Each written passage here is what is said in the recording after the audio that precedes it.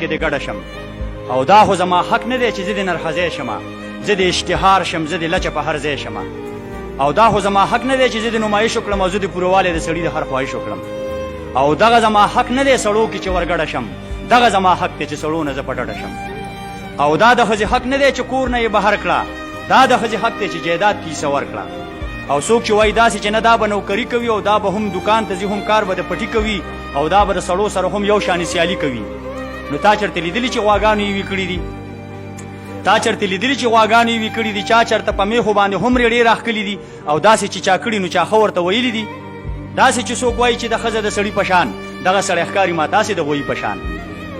او زه چې نوکرۍ لزم دا ما سره زیاتی به وي ما سره په ګېډه یا په غېږ کې یو بچی به وي او بیا چې کور ته راشم نو د کور اخلی پخلی به وي نو دا خو زه ازاده نه شم دا خو زه راګیره شم دا خو زه ازاده نه شم دا خو زه راګیره شم دا خو د اسلام او د پښتو د حد نه تېره شم او زه چې کلنډره شم زما هغه عفت څه شو ما له چې الله راکړی ځان له حیثیت څه شو زما د پلار او ورور یا د خاوند هغه عزت څه شو ما نه چې ځان هیر شول نو ځکه دومره سپکه شوم زه خو پاس اسمان وم او سپو د لاندې ځمکه شوم او ما له خو الله داسې ځانګړی خوی را کړی و زه چې لا وړو ما پړونه په سر کړی و لوبې هم فطرت مې ګوره تا نه جدا کړې وې تا به بلوري او ما ګوډیانې جوړې کړې وې لوبې هم فطرت مې ګوره تا نه جدا کړې وې تا به بلوري او ما ګوډیانې جوړې کړې وې څوک چې وایي داسې چې نه دا زمونږ په شانې دي او دا به بس اوږه په اوږه مونږ سره روانې وي نو تا نه دا تپوس کوم ته بچي راوړلی شي تا نه دا تپوس کوم ته بچي راوړلی شي ته 4-5 بچي په ګېډه ګرځولی شي ته د مور په شانې مینه زوی له ورکولی شي ته د الله خو للو غزل ویلی شي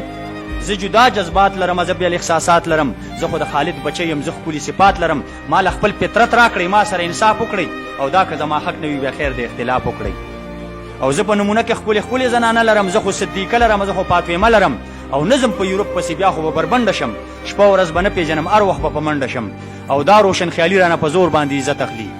دا روشن خیالي رانه په زور باندې عزت اخلي او دا روشن خیالي رانه خدای ګو چې جنت اخلي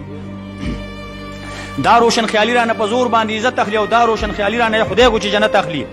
او زه خو جوړه شوې ګوره ګل غوندې نازکه یم زه خو د خپل پلار او د خاوند د کور ملکه یم زه خو د عصمت او د حیا په کالو ډکه یم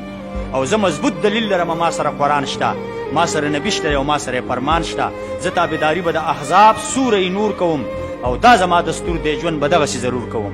او یا شاعره تا خو ورله خپله برخه ورکړله یا شاعره تا خو ورله خپله برخه ورکړله او تا د خپل قلم په زور خبره را بهر کړله اوس د هر چا خوښه ده چې کوم طرف ته مخه کړي او ځان له په دې دوو لارو کې یو لاره دې خوښه کړي او ډېرو لیونو کې روغ سړی به لیونی ښکاري ډېرو لیونو کې روغ سړی به لیونی ښکاري او دا نه زمانوره به ډېرو خپو ازغې ښکاري والسلام